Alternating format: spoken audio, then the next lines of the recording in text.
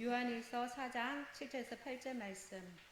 사랑하는 자들아, 우리가 서로 사랑하자. 사랑은 하나님께 속한 것이니 사랑하는 자마다 하나님께로부터 나서 하나님을 알고 사랑하지 아니하는 자는 하나님을 알지 못하나니 이는 하나님은 사랑이심이라. 룻기 1장 1절에서 18절 말씀.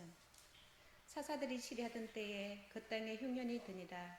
유다 베들레헴의 한 사람이 그의 아내와 두 아들을 데리고 모압 지방에 가서 거류하였는데 그 사람의 이름은 엘리멜렉이요 그의 아내 이름은 나오미요 그의 두 아들의 이름은 말론과 기론이니 유다 베들레헴과 에브라 사람들이더라.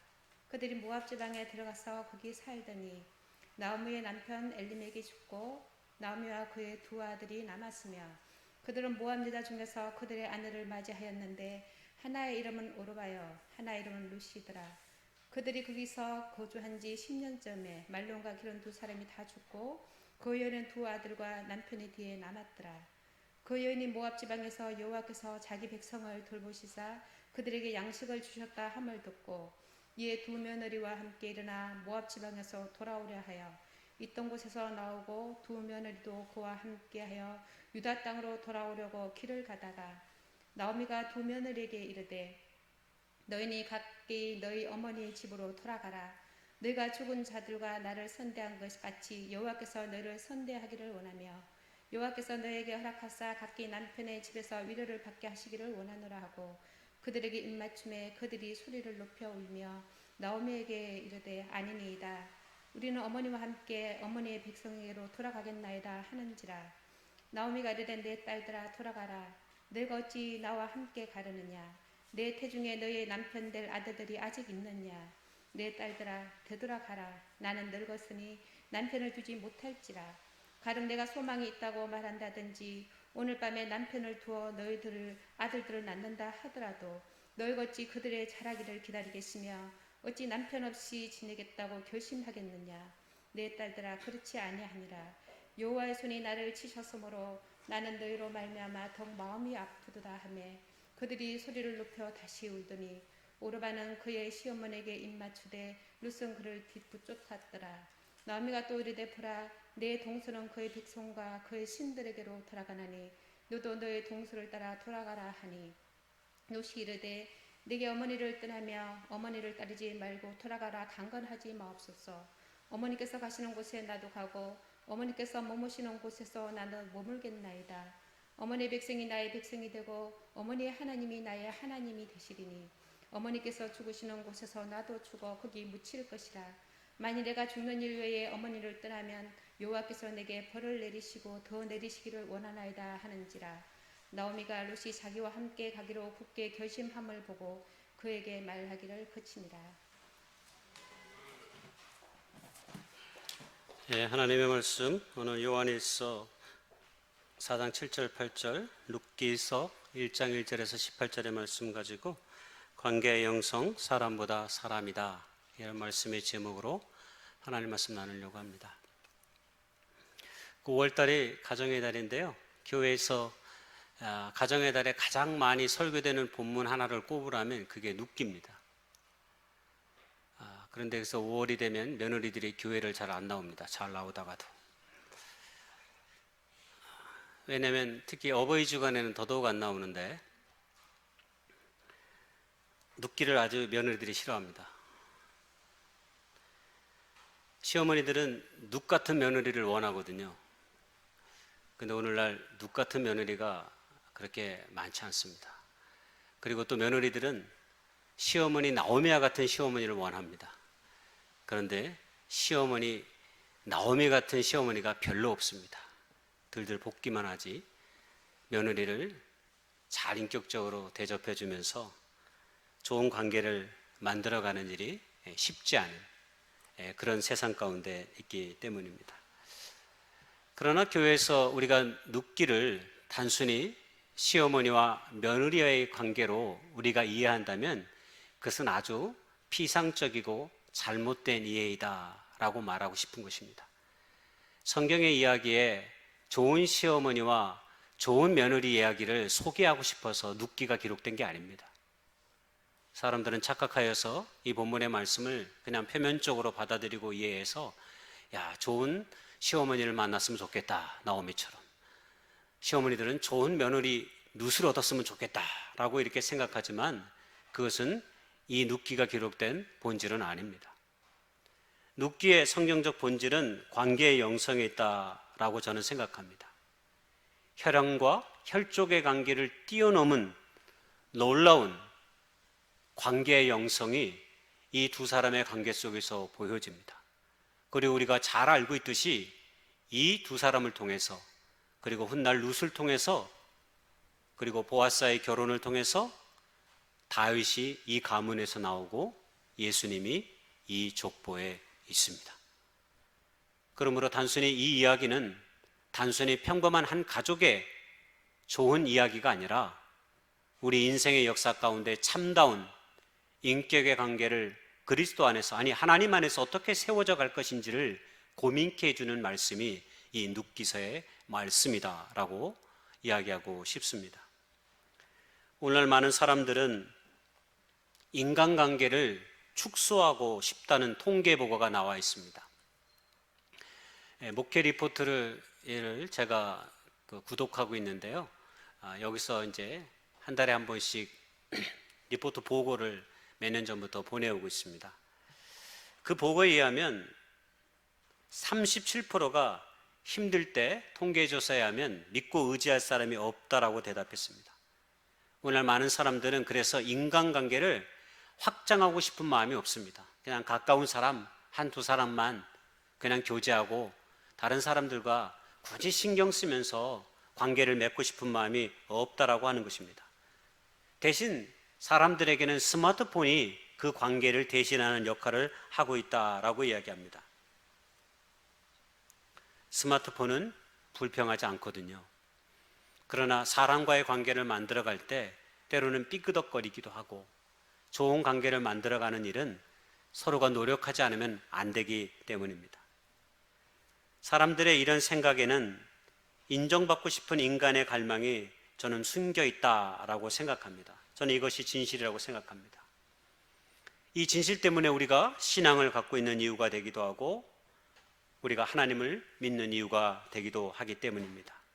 왜냐하면 우리가 아무리 애를 써도, 특별히 사람과의 관계 속에서 많은 것들을 의지하고 노력하여도 그 무엇으로 완벽하게 채워지지 않는 우리의 영혼의 갈망함을 우리가 깊이 느꼈고 깨달았기 때문입니다. 채워지지 않는 우리 안의 욕구와 욕망은 결국 우리들의 숨겨진 마음의 가면을 벗고 하나님 앞에 나아갈 수 있는 저는 길이 된다라고 생각합니다. 우리가 이전 사회보다 엄청나게 풍요로운 사회에 살고 있습니다. 사람과의 관계도 더 깊어지면 좋겠지만 물질의 풍요가 우리에게 나온 관계의 결과는 진실함과 사랑함으로 인격적인 관계를 세워가는 관계보다는 오로지 자기 중심적으로 모든 것을 판단하고 유지하려고 하는 그런 행태를 이루고 있습니다.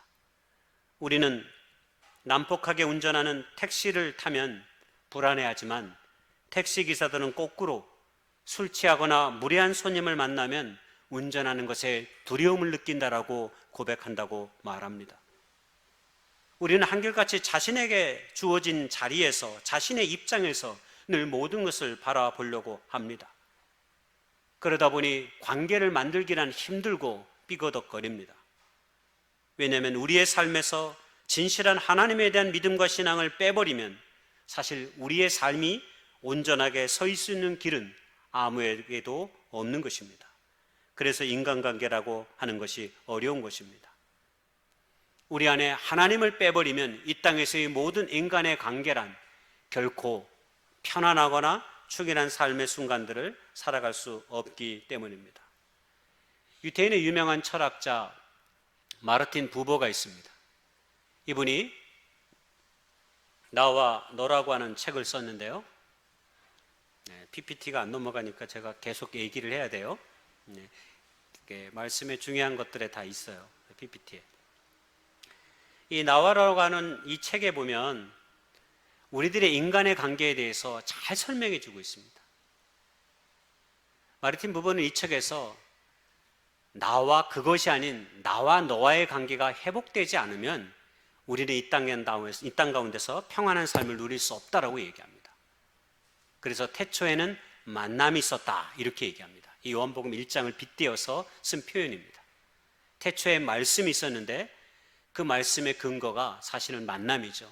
삼위일체된 하나님께서 온 세상을 창조하시고 세상을 구원하시기 위해 예수 그리스도를 이 땅에 보내주신 그 사건을 빗대어서 그렇게 표현한 겁니다. 사람은 인격적인 관계와 만남을 통해서 진정한 삶의 순간들을 맞닥뜨릴 수 있다. 오직 하나님 안에서. 이것이 부부가 이 책을 통해서 우리에게 전하고자 하는 메시지입니다. 여러분, 그러나 우리의 관계가 어떻습니까?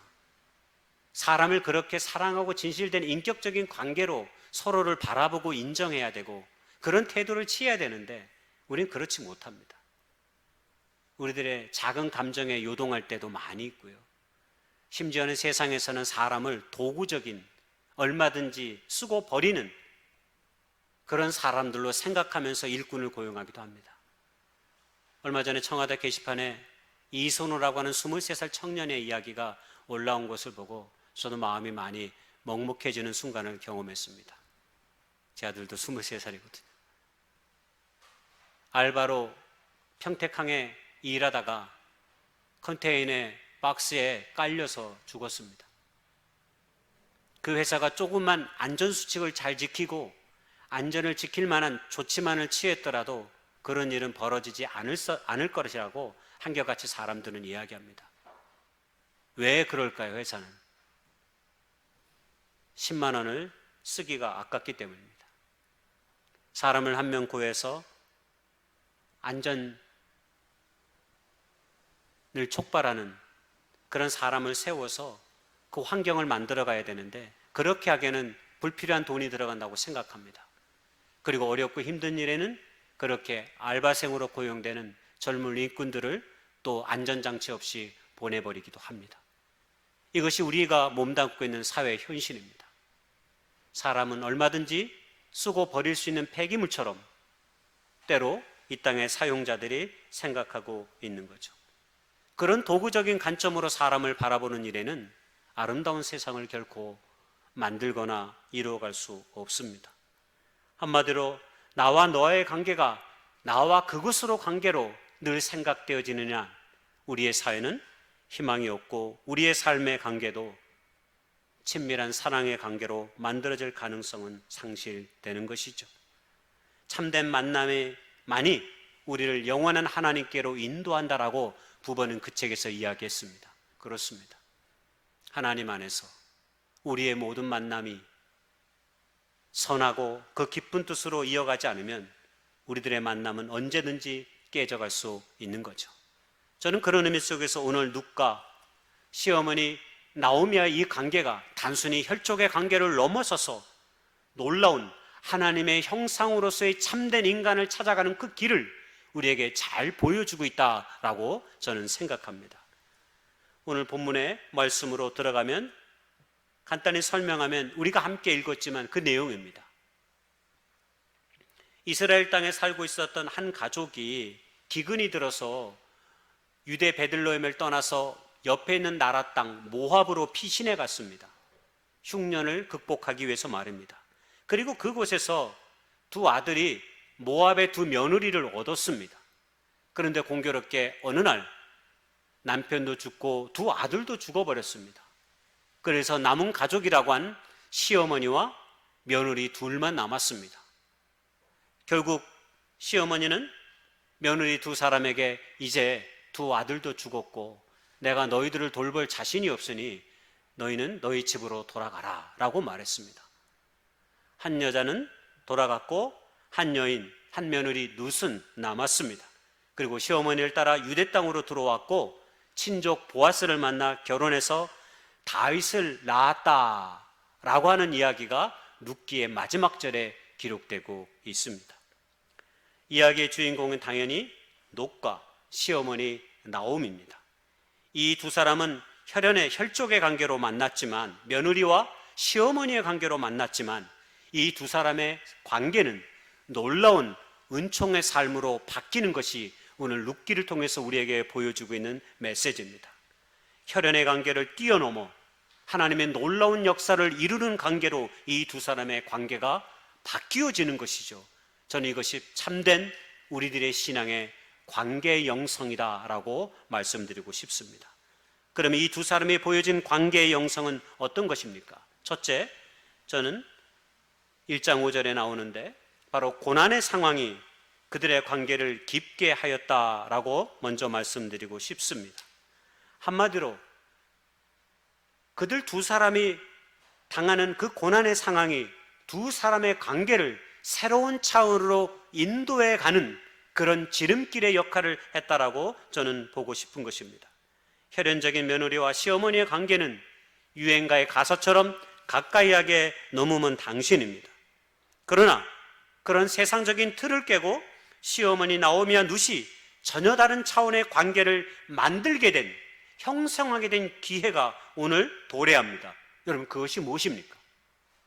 바로 시아버지가 죽고 자기의 남편이 죽은 현실입니다. 그 고난의 상황, 그 아픔의 현실이 이 두 사람의 관계를 새로운 차원으로 인도해 가고 있는 것이 룻기의 이야기입니다. 여러분, 믿음 아래서의 건강한 관계는 고난과 어려움을 만나면 서로가 서로를 위로하고 격려하면서 새로운 차원으로 몰고 갑니다. 룻과 나오미처럼 말입니다.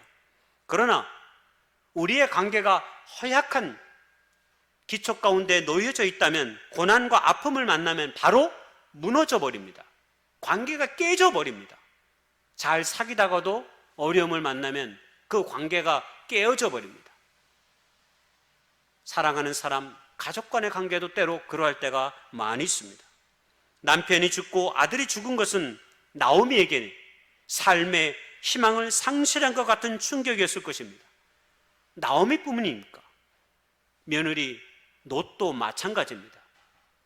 자기의 남편을 잃고 아무도 자기 자신을 지탱해 줄 사람이 아무도 없는 상황이 되어버린 것이기 때문입니다. 여러분, 고대 사회에서요, 여자란 홀로 살아가는 일이 너무 힘든 사회였습니다. 가부장적인 사회였기 때문에 여성이 어떤 주권을 가지고 무슨 일을 하기란 어렵습니다. 그래서 홀로 남은 사람은 거의 죽음과 같은 삶의 순간들을 맞닥뜨리지 않으면 안 되었습니다. 여러분, 초대교회에서 가장 중요한 사역이 무엇인지 아십니까? 초대교회에서 일꾼이 가장 먼저 탄생하게 된 배경이 무엇인지 아십니까? 여러분, 그게 사도행전에 나옵니다. 6장에. 바로 가부들을 돌보는 일이었습니다. 가부들을 돌보는 일 때문에 교회에서 사람을 세웠어요. 오늘날로 얘기하면 장로를 세우고 권사를 세우고 집사를 세운 거예요. 왜? 공동체에서 가장 어려움을 당하는 사람들이 그들이었기 때문에.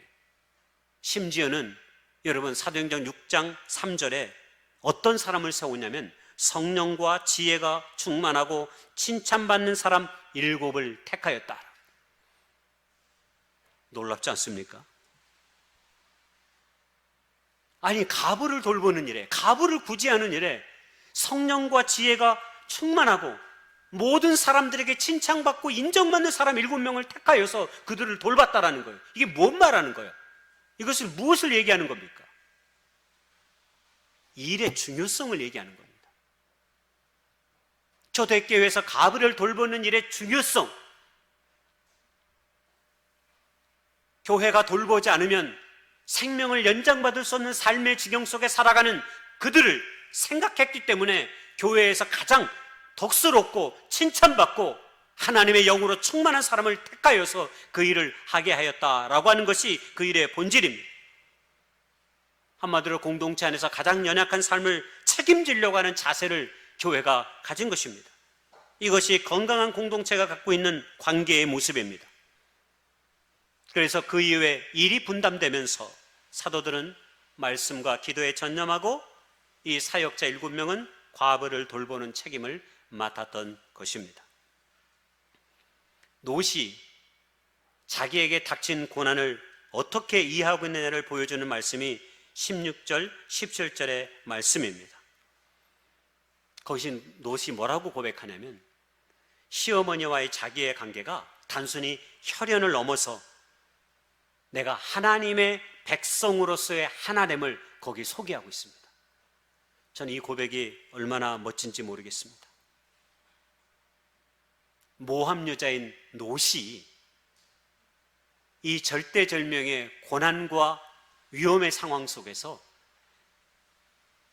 내게 하나님이 나의 하나님이라고, 단순히 시어머니의 하나님이 아니라 나에게도 그 하나님은 나의 하나님이시라고 여러분 롯이 그렇게 고백하고 있는 거예요. 만약 시아버지가 죽고 남편이 죽지 않았다면 롯이 과연 이런 생각에 이를 수 있었을까요? 아마 저는 없었을 것이라고 생각합니다. 그러나 시아버지가 죽고 남편도 죽자 롯은 자신의 삶 앞에 닥친 고난의 현실을 마주하면서 시어머니 나오미와 새로운 관계에 눈을 뜨게 된 것입니다. 단순히 며느리가 착해서가 아니라 자신을 하나님의 백성으로서 분명하게 인식하며 나아가고 있는 것, 바로 그것이 롯입니다. 모압의 여인이 말입니다. 코로나를 만나면서 어떤 가정들은 믿음의 반석 위에 이 어려움의 순간들을 잘 세워나가는 가정들이 생겨나가고 있습니다. 그리고 또 어떤 가정들은 코로나19를 통해서 만남이 주며들면서 가족 간의 관계가 도리어 그 시간이 많아지면서 행복해지고 좋아지는 것이 아니라 어려움 가운데 직면해지는 가정들도 있다고 합니다. 왜냐하면 가정은 독립된 공간입니다. 다른 사람들의 눈에 잘 띄지 않습니다. 그래서 한 사람 한 사람이 살아가는 그 삶의 모습이 그대로 노출되는 장소가 바로 가정입니다. 여러분, 이 가정 안에서 한번 생각을 해보십시다. 성경 코로나 기간을 맞이해서 성경을 읽고 성경 필사를 하는 남편과 아내를 목격한다고 생각해 보십시다. 그리고 자녀들은 그런 아비와 그런 어미를 목격한다고 생각해 보십시다. 어떤 생각이 들까요? 퇴근해서 지친 몸을 이끌고 집에 돌아와서 다른 때 같았으면 벌렁 누워서 소파에 누워서 프로야구를 보면서 뉴스를 보면서 그 저녁에 긴 시간을 때웠던 남편이 성경 필사한다고 그 지친 몸을 입고 눈 부릅뜨면서 성경에 필사하는 모습을 아내가 보고 자녀들이 보고 있다고 한번 생각해 보십시다. 아내 또한 지친 육신의 몸을 이끌고 또 식탁에 앉아서 늘 필사하는 모습을 한번 본다고 생각해 보십시다. 좀 부끄럽지만 요새 제게 가장 많은 신앙에 영향을 끼치는 건 제 아내입니다. 새벽 기도는 제가 몇 번 얘기했지만 요새 저분이 굉장히 열심히 성경도 필사하고 성경도 읽고, 속된 말로 얘기하면 딴짓하는 걸 한 번도 본 적이 없어요. 그러니까 제가 딴짓을 할 수가 없습니다.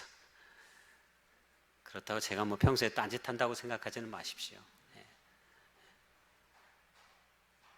한쪽에서 자꾸 찬양을 하고 자꾸 필사를 하고 성경을 읽고 톡 하면 말씀 공부한다고 막 듣고, 갑자기 늦바람이 나가지고 제가 요새 좀 힘들어요. 성경 늦바람이 나가지고 요새 뭐 유튜브를 보는데 맨날 성경 공부 듣는 거, 찬양 듣는 걸 거의 뭐 하루에 뭐 4-5시간씩 하는 것 같아요. 그러니까 저도 자연스럽게 그 모습을 매일 보면 어떤 생각이 들어요? 제가 그 시간에 뭐 TV를 틀 수 있겠어요? 뭐 엉뚱한 걸 할 수 있겠어요? 없습니다.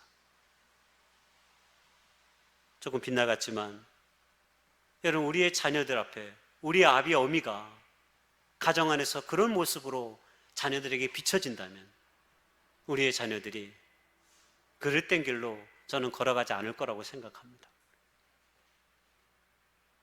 가정이라는 공간이 확장된 예배의 공간임을 코로나19를 통해서 제가 가진 특별한 경험이었습니다. 주일에 교회에 와서만 하나님을 예배하는 곳이라 생각했는데 아니더라고요. 비록 온라인이지만 비대면이지만 얼마든지 우리의 가정들이 하나님을 만날 수 있는 축복의 장소가 될 수도 있겠구나 라는 생각을 하게 됐고요. 그리고 그 속에서 믿음이 자라나고 신앙이 자라나는 우리의 남편과 우리의 아내들과 우리의 자녀들의 모습을 때로 바라보면서 하나님은 놀랍도록 장소를 초월해서 역사하시기도 하는구나라는 그런 새로운 깨달음이 우리 가운데 있게 되기도 한 순간들이었다라고 말씀드리고 싶습니다. 삶의 어려움들을 만나 우리의 가정들이 여러분 어떻게 세워져 가고 있습니까? 여러분 궁극적으로 우리의 믿음의 가정들은 남편과 아내를 단지 내 남편, 내 아내, 내 자녀로 인식하는 것을 넘어서서 하나님의 거룩한 선물로, 하나님의 거룩한 축복의 통로로 여러분 받아들일 때 여러분 우리의 관계는 더욱더 깊어질 수 있는 것입니다. 그것이 바로 하나님께서 우리에게 가정을 통해서 더 깊은 영성의 관계로 우리를 촉발시키기 위해 주신 하나님의 선물로 내 옆에 있는 사람이, 내 자녀들이 주어져 있다는 사실을 여러분 기억할 수 있기를 소망합니다. 많은 사람들이 가족은 사랑하지만 가족의 이기주의로 남아있으면 여러분 우리는 더 큰 하나님의 영광을 돌려드릴 수 없습니다. 내 남편, 내 아내가 아니라, 내 자녀가 아니라 하나님의 귀한 축복의 통로이고 하나님의 귀한 선물임을 인식할 때 여러분 가정 안에서 우리의 관계가 더욱더 깊어져 갈 수 있는 것입니다. 시어머니 나오미와 롯은 바로 그런 관계를 우리에게 보여준 것입니다. 두 번째로 이 두 사람이 함께 하니까 놀랄만한 평안의 삶이 그들의 삶 가운데 선물되어집니다. 유대 땅 베들레헴으로 돌아온 나오미와 롯이 당장 문제가 뭐겠습니까? 먹는 것이 문제가 되었습니다. 가부 두 사람이 다시 고향 땅으로 돌아왔는데 이런 누가 돌봐줍니까? 앞서 말씀드렸지만 과부인 여자들의 삶을 살아가긴 어려운 시대 속에 지금 살아가고 있습니다. 누가 먹여주고 입혀주지 않습니다. 그러니 스스로 먹을 것을 구하지 않으면 안 되었던 거죠. 그래서 롯이 시어머니에게 물은 거예요. 2장 10절에 어머니 어디서 양식을 얻지요? 그랬더니 나오미가 뭐라고 얘기합니까? 남편의 친족인 보아스를 기억하고 그의 밭에 가가지고 떨어진 이삭들을 주워오라. 우리가 그것으로 밥을 먹자. 이렇게 얘기합니다. 여러분 이삭을 줍는 것은 나그네와 과부 가난한 사람을 구제하기 위한 하나님의 방편이었습니다. 레위기 23장 22절에 보면 너의 땅에 곡물을 벨 때 반 모퉁이까지 다 베지 말며 떨어진 것을 줍지 말고 그것을 가난한 자와 거류민을 위하여 남겨두라. 나는 너희의 하나님 여호와니라. 무슨 말입니까? 곡식을 벨 때 아낌없이 다 베지 말라는 얘기예요. 떨어지면 그냥 내버려 두라는 거예요. 곡식 베다가 떨어질 수 있거든요. 왜냐하면 한 움큼 묶어서 이렇게 베다 보면 떨어집니다. 그러면 그걸 굳이 애써 줍지 말라는 거예요. 왜?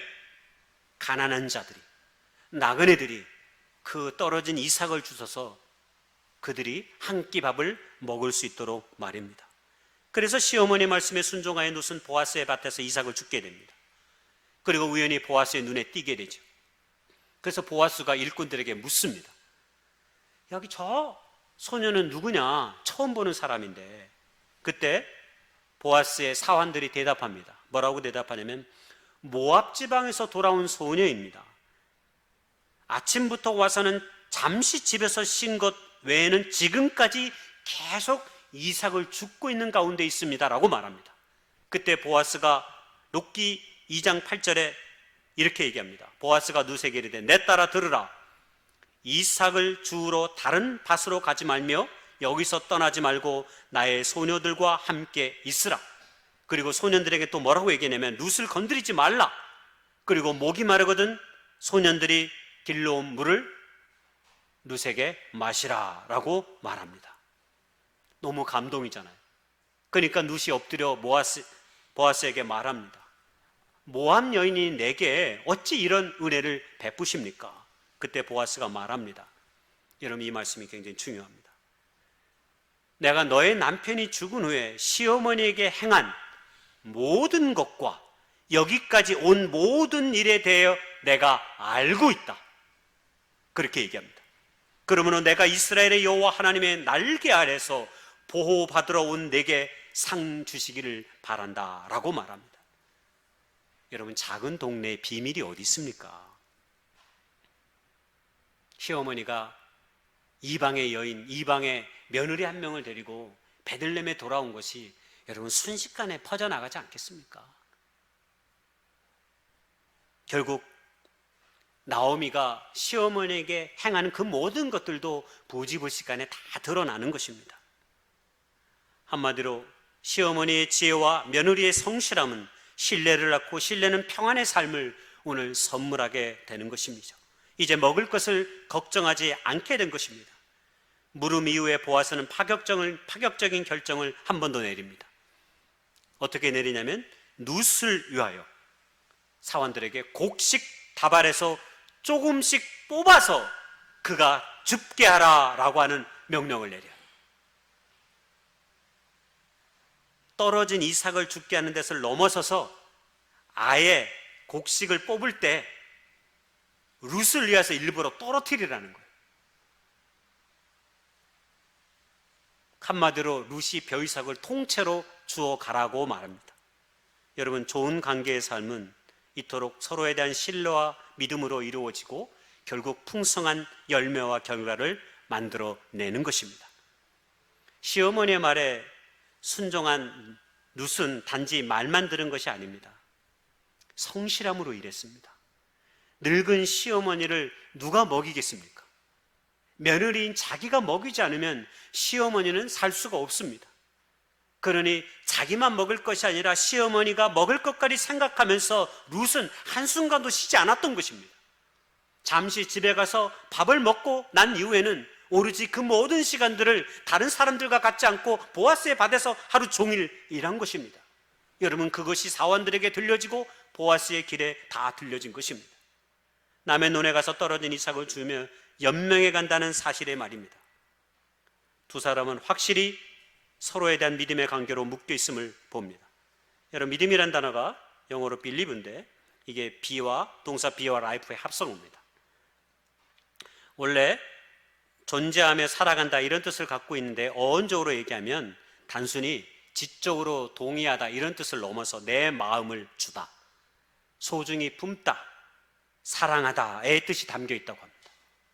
한마디로 두 사람 시어머니와 나오미와 룻은 이제 단순히 며느리와 시어머니의 관계가 아니라 영적으로 더욱 서로를 신뢰함으로 그들의 삶의 평안함을 서로에게 선물해 주는 삶으로 지금 나아가게 된 것입니다. 마지막 세 번째로 이 두 사람의 깊어진 이 관계는 두 사람으로 하여금 더 큰 미래의 꿈을 그리게 하였습니다. 그것이 바로 3장 1절에서 5절까지 언급됩니다. 나오미는 이제 며느리에게 단지 벼이삭을 주워오는 것에 그친 것이 아니라 그에게 더 큰 미래의 삶을 선물해 주려고 합니다. 참 좋은 시어머니 같아요. 며느리의 인생의 남은 부분을 다 책임지려고 하는 거죠. 바로 보아스와 계대 혼인법을 통해 며느리 룻을 결혼시키려고 하는 일련의 생각을 갖고 있는 것입니다. 구약 성경에는 고엘 제도라는 게 있습니다. 가까운 친족에게 어려움을 당한 친족을 책임지고 돌볼 의무와 권리 제도, 그게 고엘이고 계대 혼인법입니다. 한마디로 이것을 통해서 나오미는 며느리 룻을 보아스에게 시집 보내려고 하는 계획을 세웠던 것입니다. 나오미가 며느리 룻에 대해 이야기하는 말씀을 보면 그들의 관계의 영성이 얼마나 깊어졌는지를 우리가 확인할 수 있습니다. 3장 1절에 뭐라고 얘기하냐면요, 룻의 시어머니 나오미가 그에게 이르되 내 딸아, 내가 너를 위하여 안식할 곳을 구하여 너를 복되게 하여야 하지 않겠느냐.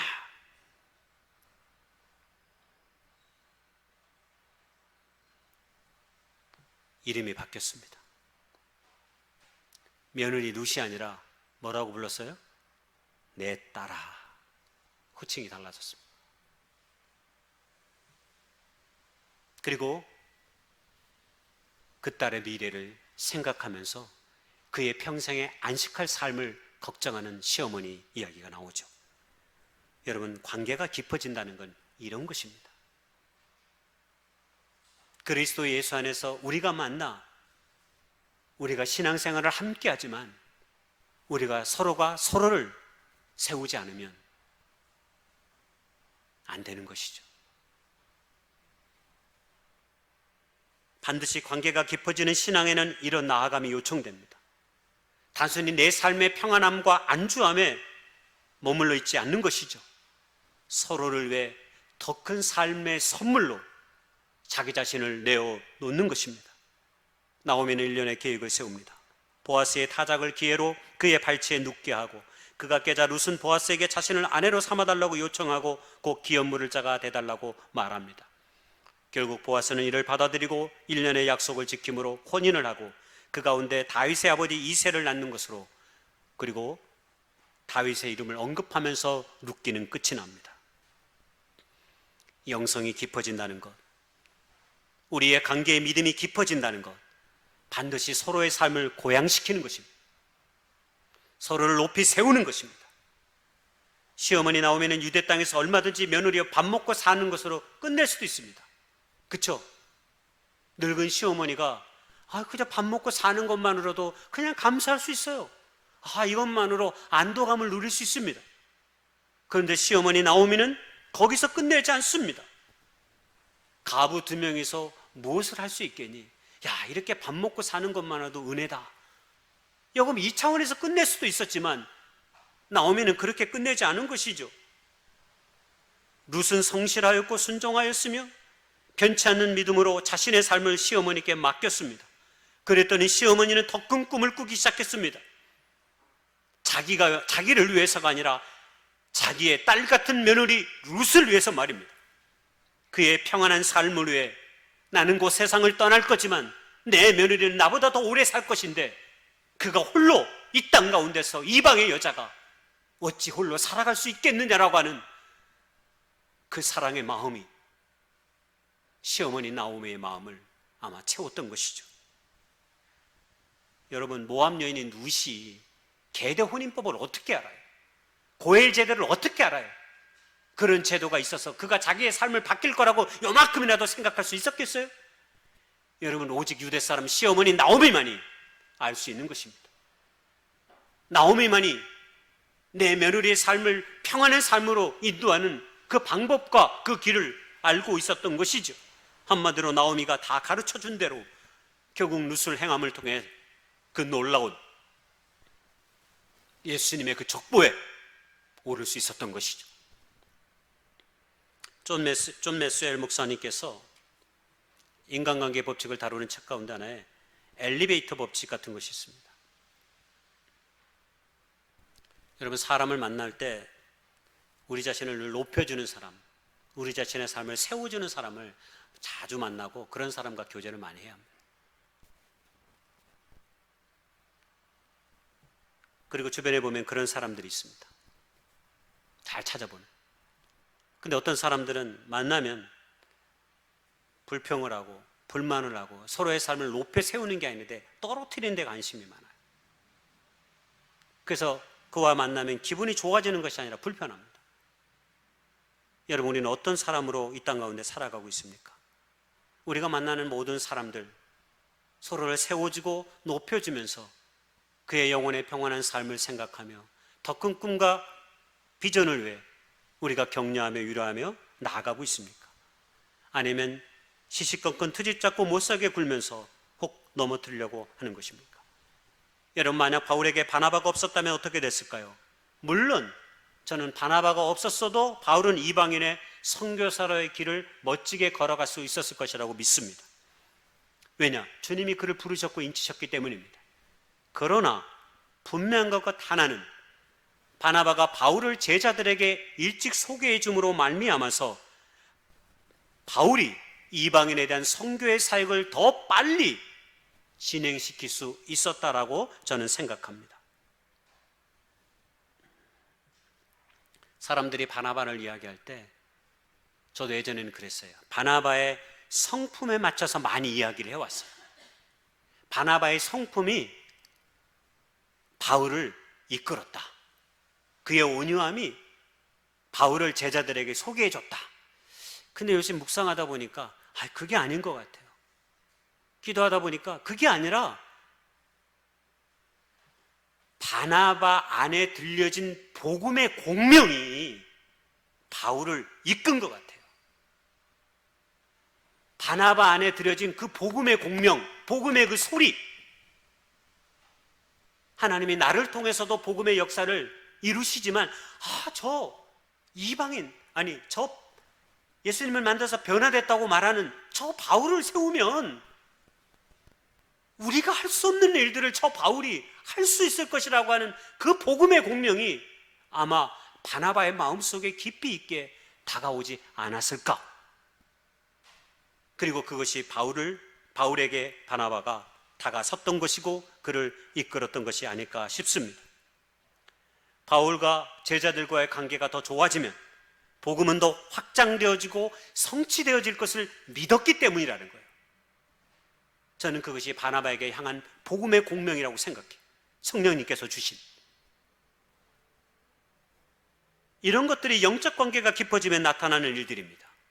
나오미와 룻처럼 말입니다. 이 결과가 무엇입니까? 거듭 얘기했지만 후대에 다윗이 나오고 예수님이 이 족보에 등장하는 것입니다. 여러분, 얼마나 놀라운 하나님의 섭리의 역사입니까? 결론입니다. 지난주에 세계에서 네 번째 부자인 세계 최대 소프트웨어 회사였던 회사인 마이크로소프트사를 창업하며 큰 돈을 벌었던 빌 게이츠가 아내 밀란다와 이혼했다고 하는 소식이 자신들의 트위터에 소개하면서 알려졌습니다. 각자의 트위터에 자신들의 이혼의 사유를 거기 기록해놨습니다.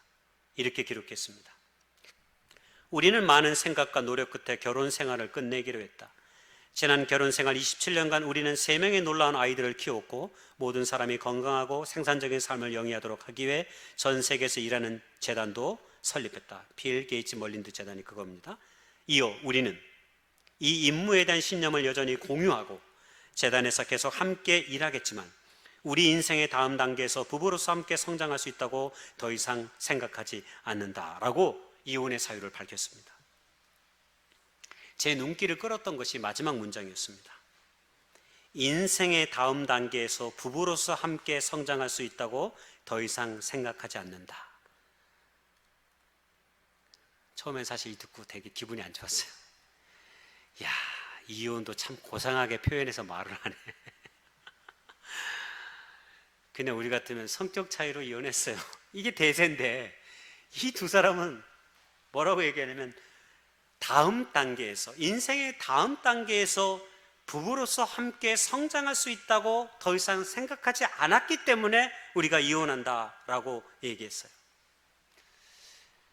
처음에는 되게 고상하게 이혼의 사유를 밝히네, 그냥 이렇게만 생각했어요.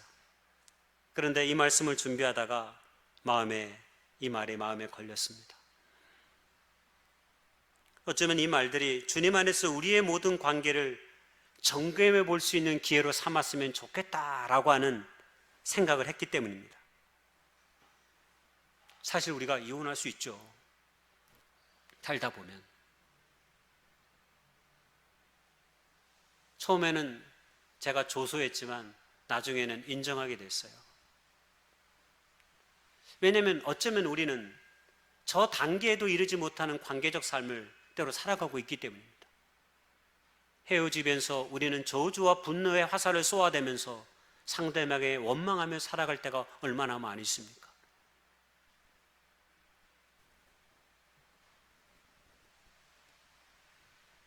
나오미와 룻은 며느리와 시어머니의 관계를 뛰어넘어 더 믿음 안에서 깊어지고 평안하며 더 큰 꿈으로 나아갔습니다.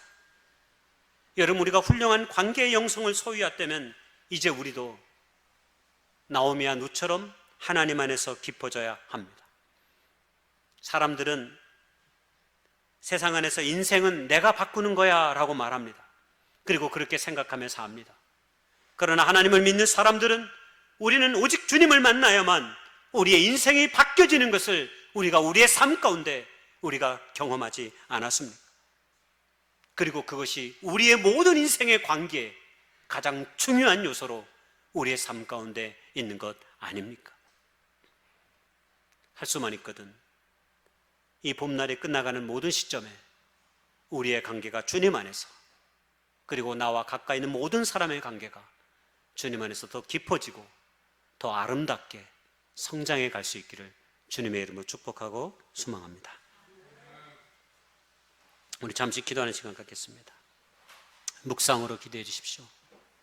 나는 하나님 안에서 내 옆에 있는 사람들과 정말 믿음과 신앙이 자라면서 격려하고 위로하면서 축복의 통로와 축복의 선물로 우리가 세워지고 있는지 말입니다. 기도하겠습니다.